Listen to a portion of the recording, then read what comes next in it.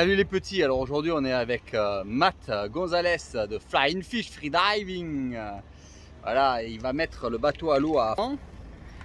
Allez, on fait un petit coucou à Matt, vous le connaissez bien. Tranquille parce que j'ai pas l'habitude des rétros là. Ah, il a le nouveau camion. Voilà, donc vous connaissez que l'école Flying Fish Freediving, l'école de chasse sous-marine, avec qui vous pouvez aller sans risque. C'est certainement l'un des meilleurs moniteurs français de chasse sous-marine. Et vous savez que moi, malheureusement, je suis tombé malade, donc je ne peux plus faire de stage. J'ai plus les capacités de pouvoir encadrer sur de longues durées les stages, malheureusement. Et je vous conseille donc de vous reporter systématiquement vers Matt. Je mettrai dans les commentaires le lien de son école, le lien du site internet de son école. Et voilà, on va faire une petite sortie avec lui sur les arrêts skiés.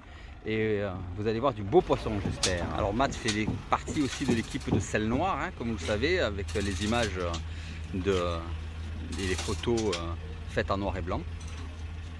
Allez voir. Allez voir. C'est magnifique.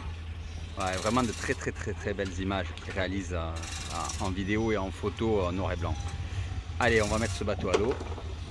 C'est parti.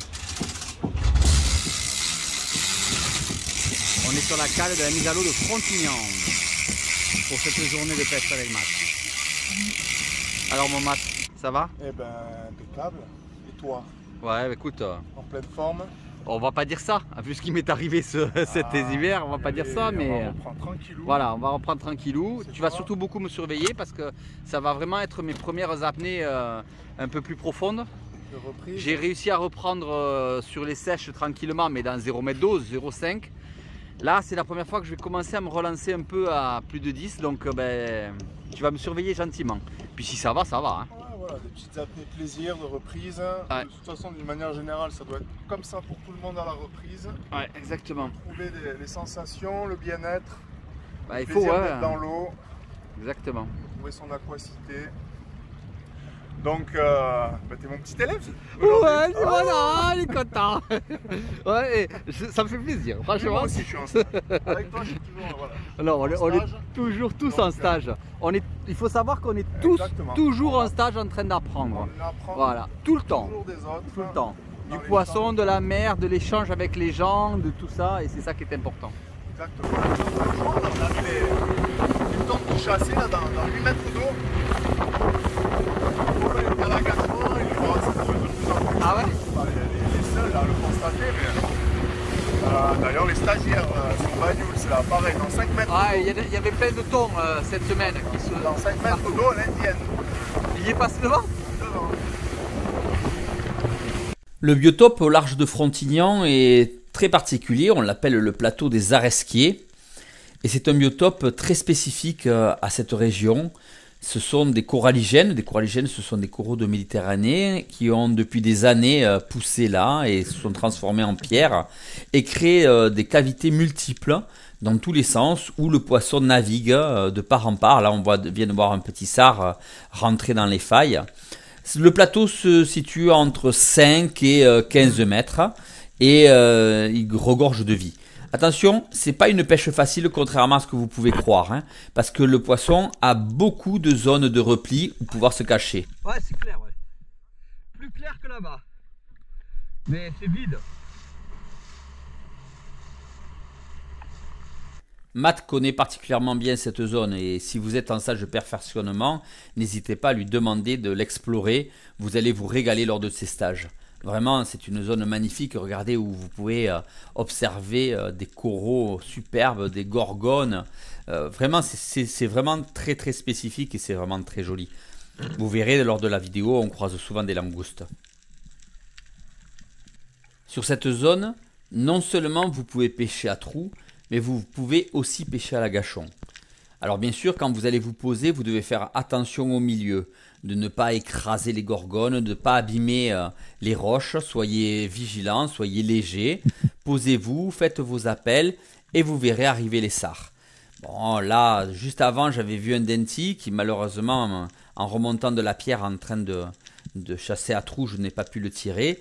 Donc je retente un agachon dans la foulée. Mais souvent on le dit, sur le plateau des Aresquiers, soit vous pêchez à trous, soit vous pêchez à l'agachon.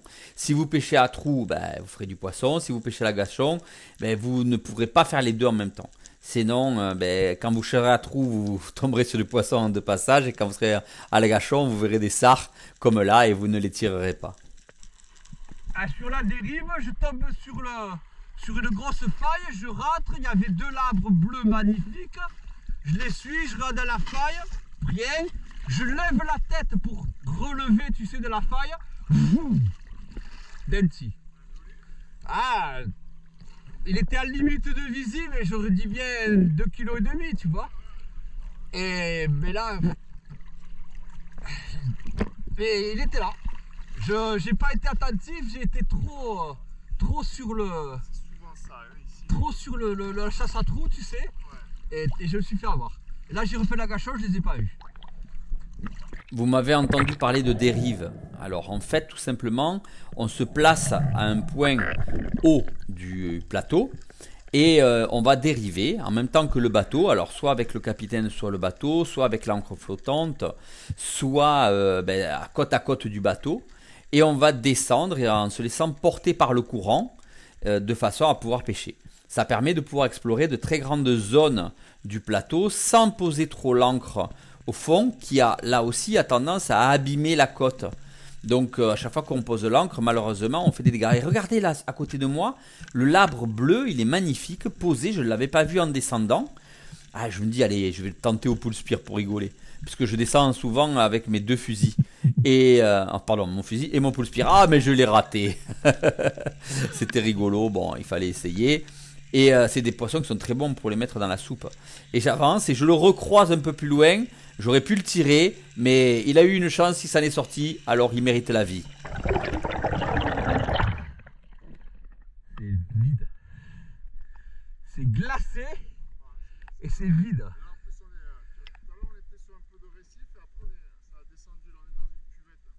Et là c'est froid au forêt. Sur les points hauts.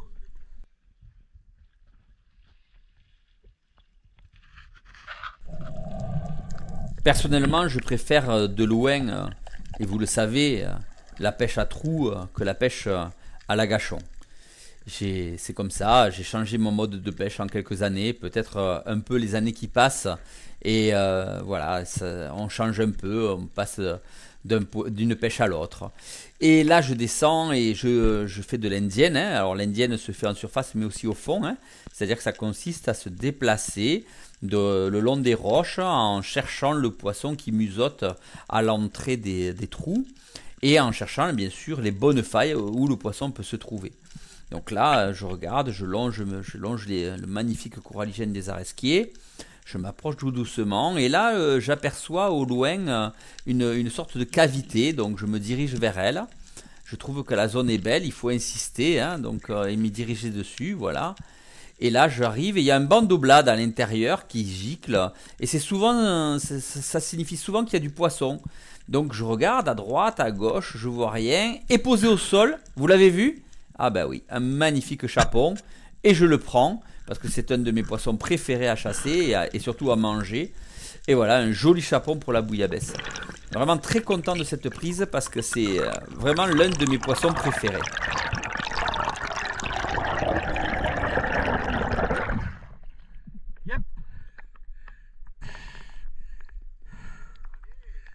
Ah, je suis content.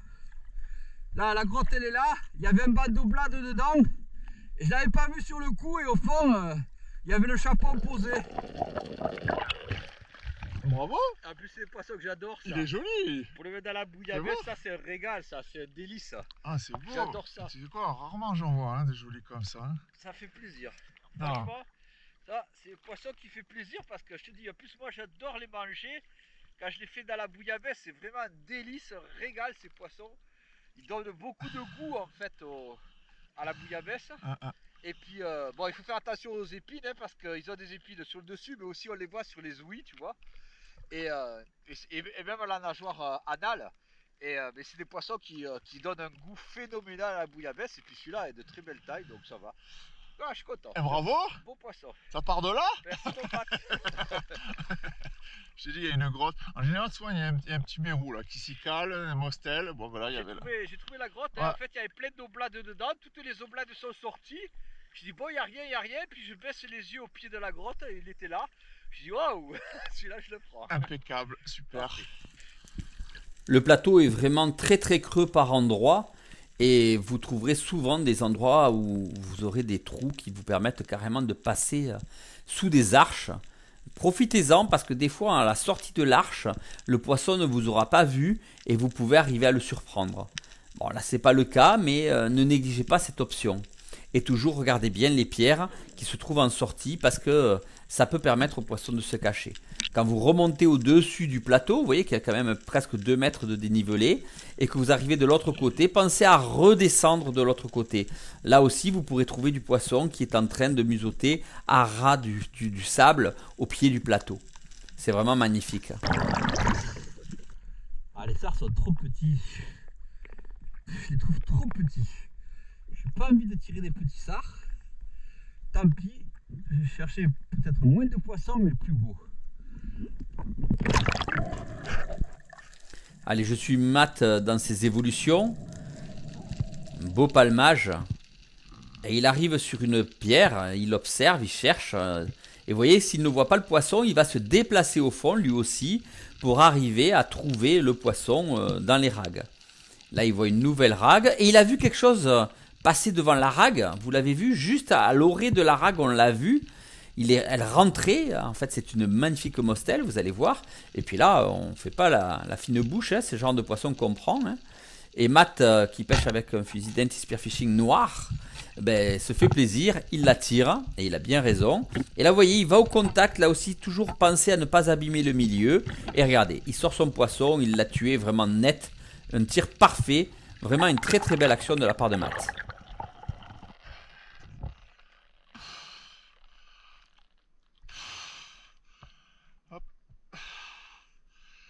Joli mostel.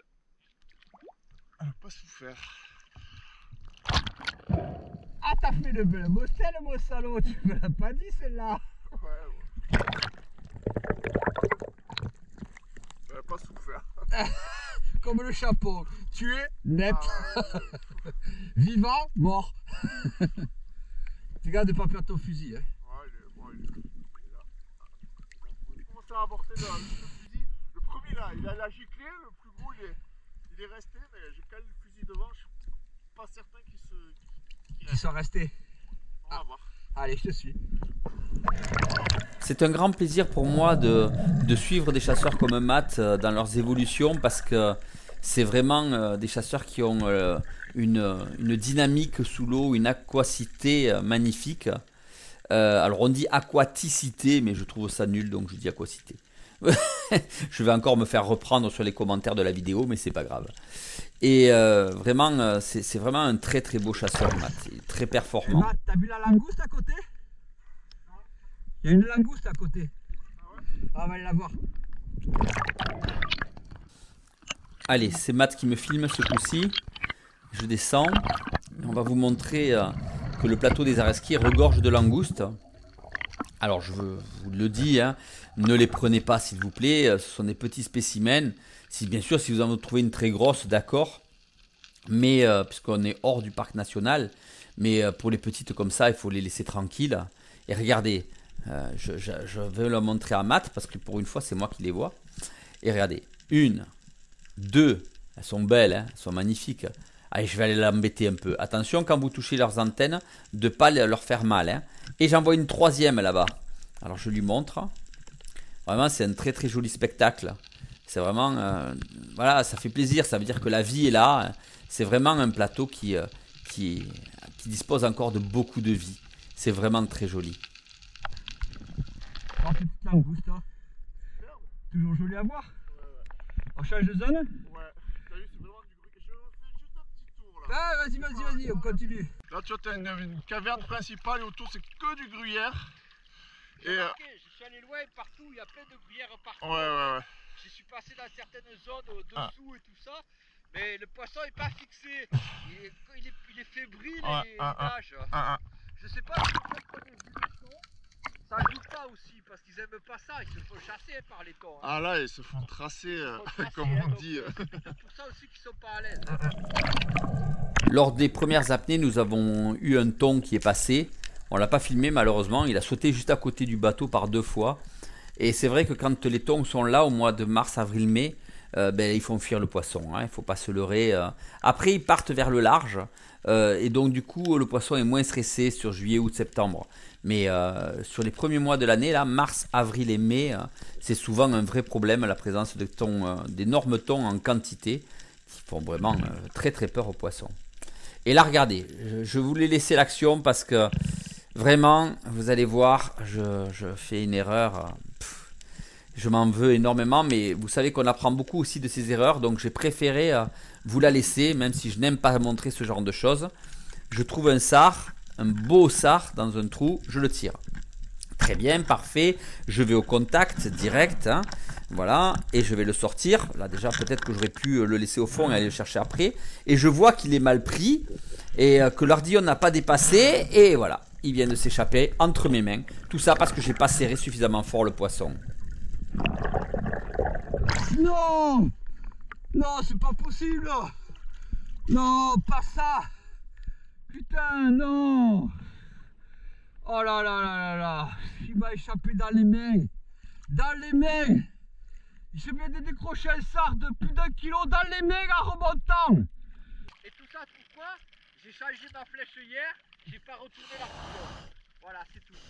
Erreur de putain de débutant, c'est toujours les cordonniers les plus Non, mais oui, non, mais J'en voilà. retourne 50 000 d'ardillons tous les jours là. Et le mien que j'ai changé hier, je l'ai pas retourné, tu vois. Voilà, voilà. Oh purée, c'est pas possible un truc comme ça. J'avoue. Alors quand on est mauvais, comme moi, et qu'on décroche des sards parce qu'on fait pas le boulot, il faut le faire sous le bateau. Vous voyez le petit bout de l'ardillon là, juste à peine. Vous pensez à peine le relever, vous voyez comme ça, juste ça là. Pour que le poisson quand il arrive, ça se relève. Voilà, et pas de faire un noob comme moi qui ai décroché un sard parce que j'ai pas pris le temps de faire ça. Je le fais au showroom sur tous vos fusils. Je prends le temps tous de vous recourber les ardillons. Et pour moi, je le fais pas. Et je perds le poisson. Aïe aïe aïe aïe aïe. Allez. Là j'ai vu une petite mostelle, mais elle est trop petite, je l'ai pas tirée.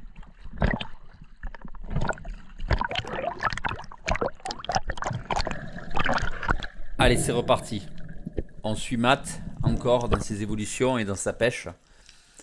Vous allez voir qu'il fait très attention au milieu. Vous voyez, il ne touche quasiment pas le sol, juste avec sa main. C'est très important. Je ne sais pas si vous vous souvenez de la vidéo que j'avais fait de Florent Guéraud. C'était pareil. Flo, il ne touche quasiment jamais le sol lors de ses évolutions. Et là, on regarde la langouste. Et vraiment, il est très très minutieux. Ils sont très minutieux et très attentifs à ça. En tournant la tête, là, dans la faille qu'il y a sur le bas, il y en a 2 jolis qui sont passés. C'est ça? Ouais, 2 ça. Mais le problème dans ces grottes, c'est que en fait, le poisson, il a tellement de zones où se cacher que même en le voyant, si vous ne le tirez pas instantanément, il va partir. Et Matt a beau mettre la tête à l'intérieur du trou pour essayer de les trouver, il ne les voit pas, il ne les trouve pas, alors que je suis sûr d'avoir vu les 2 poissons rentrer dans la faille. Tu les as pas vus? Ah merde, pourtant ils y étaient, c'est sûr. Hein. Ils ont bougé. Et il faut vraiment s'obliger à persévérer. Si on ne persévère pas dans la pêche sous-marine, on ne trouve pas le poisson. Regardez là, Matt retrouve les sards. Il le voit, il rentre. Il considère qu'il est trop petit, donc il remonte, il redescend, il continue à chercher. Voilà, vous voyez, les sards, en fait, ils passent de faille en faille, de trou en trou. C'est un vrai gruyère. Tout communique là-dedans. Donc c'est vraiment très très difficile d'arriver à trouver la zone parfaite où le poisson se cache. Mais au bout d'un moment, on arrive à les trouver. Là, il l'a trouvé. Regardez, il va le tirer dans un endroit complètement improbable. Vous imaginez? Voilà, regardez, hop, voilà, il l'a tiré. Et il va au contact et le poisson sort de suite. Parfait, superbe tir pour un beau poisson. Et écoutez, vous avez entendu le dauphin? Il était, j'ai serpenté entre les cailloux là, j'ai vu la queue, il se retournait. En première intention. Non, il n'est pas énorme, mais bon, il faut. Il est beau. eh ben, on aura merdé fort, hein, je le dis. Hein. Mais bon, écoute, t'as fait un beau, bravo, félicitations. Les Aresquiers, c'est vraiment une zone magique. Pour moi qui commence à reprendre un peu la forme suite à mes gros problèmes de santé du mois de novembre, je recommence un peu à être en forme. Je commence à reprendre un peu la caisse, je suis content. Mais c'est des fonds qui sont parfaits pour moi. Vous voyez, 7-10 mètres. Là, je peux évoluer sans risque, tranquille. Et c'est parfait pour pouvoir me remettre en condition physique. Parce que c'est pas facile. Et Matt me suit, on va essayer de trouver le poisson. Et voilà, vous voyez, je vais me poser au fond et je vais faire un agachon. Voilà, alors je vais vous montrer, parce que souvent on me dit, oui, mais j'ai les palmes qui remontent. Vous voyez, moi aussi elle remonte. Je pose mon genou et regardez, la palme elle coule. En fait, les palmes coulent au fond. Vous jetez une palme à l'eau, elle coule. Oh là. Mais moi je peux vous dire un truc, c'est que le père du don, il a la caisse en fait, mine de rien. Et alors, et je suis fatigué, et je suis surmené. Vraiment la caisse. Allez, à plus.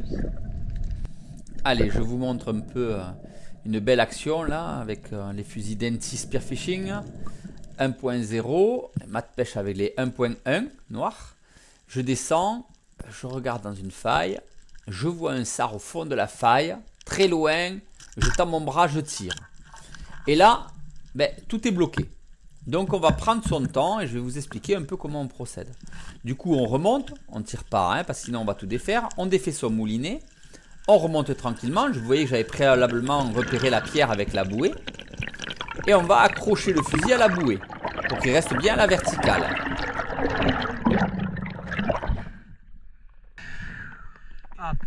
Une fois que le fusil est accroché à la bouée, on redescend et on va regarder de l'autre côté de la pierre. Hein. Donc là, je suis passé de l'autre côté. Comment ça se passe? Donc je récupère le fil, je regarde, je vais chercher avec la main, je trouve la flèche, je sors la flèche, je vois le sard, je suis ravi, mais je sens qu'il y a une résistance et je comprends très vite qu'il y en a un deuxième. Si là je tire, je peux tout défaire parce que le fil passant dessous, on risque de rester bloqué. Donc je redescends une deuxième fois, je prends mon couteau, j'attrape le sard qui est vivant, celui qui est le moins bien pris, je le tue au fond, tranquillement, comme ça je suis sûr de ne pas le perdre. Je ne laisse pas souffrir le premier, même s'il est bien tiré, je vais le tuer aussi. Et là, je vais pouvoir être tranquille, je sors ma flèche sans risque, hein, mais je sais que je ne pouvais pas pouvoir sortir le fusil à travers, hein, puisque le fusil est à la surface. Hein. Donc je remonte. Ah, j'ai tué les deux. Maintenant, je vais défaire ma queue de cochon et je sortirai tout de l'autre côté. Et donc je descends de l'autre côté. Et voilà l'utilité de la queue de cochon. Tac, on défait tranquillement. Et on peut lâcher le fusil puisqu'il est relié à la bouée. De l'autre côté, je récupère mes deux poissons. Et le fil peut sortir tranquille de l'autre côté de la pierre sans s'accrocher. Voilà, simple, efficace. Et on minimise les risques, non seulement de perte du poisson, mais aussi les risques pour soi-même. Et voilà à quoi ça sert une queue de cochon. Hein? Ça sert à ne pas galérer et à pouvoir sortir enfin de beaux poissons. Mais purée, quelle galère, quelle journée de galère. Je suis épuisé. Retour maison. Allez.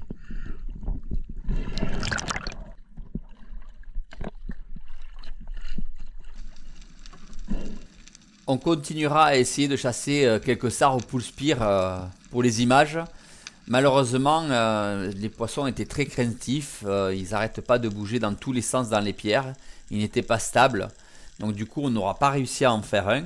Je le regrette parce que j'aurais voulu vous montrer qu'on est capable de faire de beaux poissons au poule spear. Mais voilà, c'était compliqué aujourd'hui. Déjà au fusil, on a eu du mal. Alors, je ne vous dis pas au poule spear.